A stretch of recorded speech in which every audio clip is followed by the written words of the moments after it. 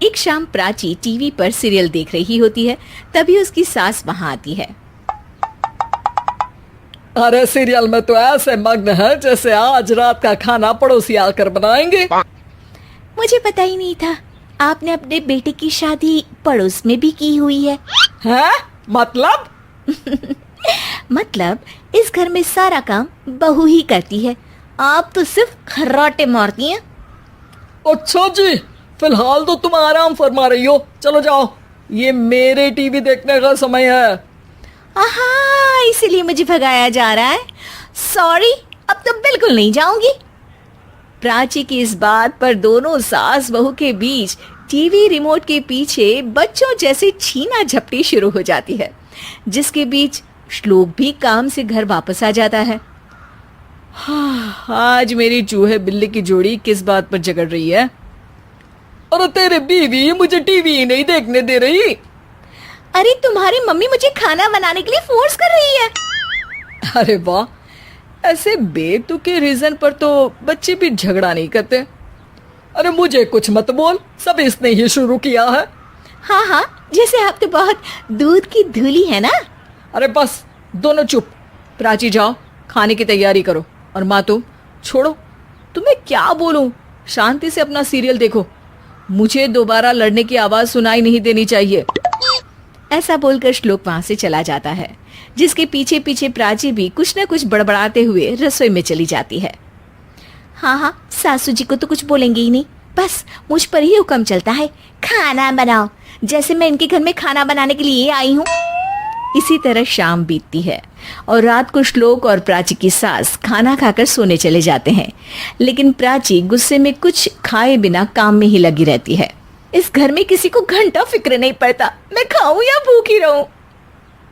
प्राची कुछ देर के लिए रसोई से बाहर जाती है और जैसे ही वापस आती है तो वहां दूध का भरा ग्लास देखकर हैरान रह जाती है। फिक्र पूरी है, बस दिखाना नहीं है। प्राची दूध पीकर सोने चली जाती है और अगली सुबह एक बार फिर सास बहू का कार्टून नेटवर्क स्टार्ट हो जाता है। ये तुमने ही किया है। अरे अजीब जबरदस्ती है, मैं बोल रही हूँ मैंने कुछ नहीं किया। दोनों ने मिलकर पूरे घर को पागल खाना बनाया हुआ है।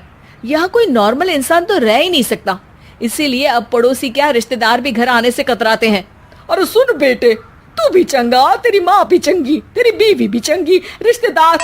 हाँ जी, आपको नहीं पता क्या, गंगाधर ही शक्तिमान है, रिश्तेदार ही। हाँ हाँ, बस समझ गया। कभी जानवरों जैसे लड़ेंगी तो कभी जुगलबंदी करेंगी। भाई मैं आप दोनों के बीच में नहीं फंसना चाहता। सास बहू की इस मनमौजी जोड़ी से परेशान होकर श्लोक अपना सिर खुजलाता वहां से चला जाता है। चलो अब मैं भी कीर्तन में जा रही हूँ। इस पर जैसे ही सास कमरे में अपना पर्स लेने जाती है तो वहां नाश्ते की प्लेट रखी देख मुस्कुराने लगती है और नाश्ता करके घर से बाहर निकलते हुए कुछ पैसे टेबल पर रख जाती है, जिसके कुछ देर बाद सिलेंडर वाला घर आता है। ओ मोरी मैया, मैं सिलेंडर के बारे में तो बिल्कुल भूल ही गई थी।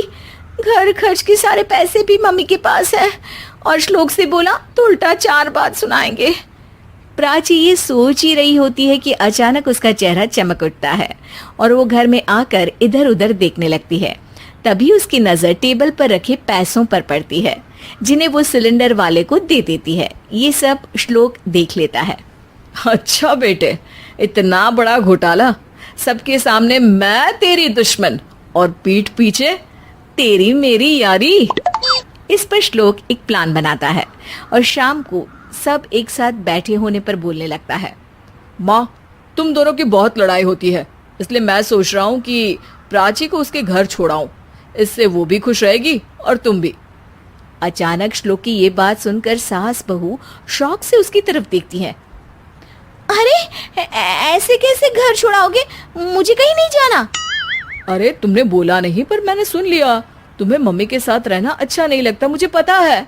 अरे वाह, अरे जब बहू खुद कुछ काम बोले तो वो तुझे सुनता नहीं, और अब जो इसने बोला ही नहीं वो तू समझ गया। जब उसे नहीं जाना तो फिर जबरदस्ती क्यों कर रहा है? अच्छा, फिर आपको मौसी के घर छोड़ाता हूँ, बस अब आप दोनों एक घर में एक छत के नीचे नहीं रह सकती। मैं इस टॉम एंड जेरी की जोड़ी को और नहीं झेल सकता। है? ऐसे कैसे नहीं रह सकते? तुम्हें इतनी दिक्कत है तो तुम्हारा बोरिया बिस्तर पैक कर देती हूँ, लेकिन मम्मी जी कहीं नहीं जाएंगी। बिल्कुल यही सुनना था मुझे। अगर दोनों में इतना ही प्यार है फिर हर वक्त ये लड़ाई का नाटक क्यों करती हो? देखा मैंने कैसे माँ किचन में दूध रखती है और तुम उनके लिए कमरे में नाश्ता रखती हो, और कैसे वो पहले ही तुम्हारी दिक्कत समझकर घर में पैसे रखकर बाहर जाती है। अरे भाई, इतना ड्रामा तो डेली सोप में भी नहीं होता जितना तुम दोनों ने इस घर में फैलाया हुआ है। तू हमें टॉम एंड जेरी बोलता है ना, तो याद कर वो दोनों भी एक दूसरे को बाहर वालों की बुरी नजर से बचाने के लिए हमेशा सबके सामने लड़ते थे, लेकिन अकेले में दिक्कत के समय मदद भी तो करते थे। बस हमारा रिश्ता भी कुछ ऐसा ही है। और वैसे भी अगर सास बहू में तू मैं नहीं होती तो दुनिया वालों को कहानियां कैसे मिलेंगी?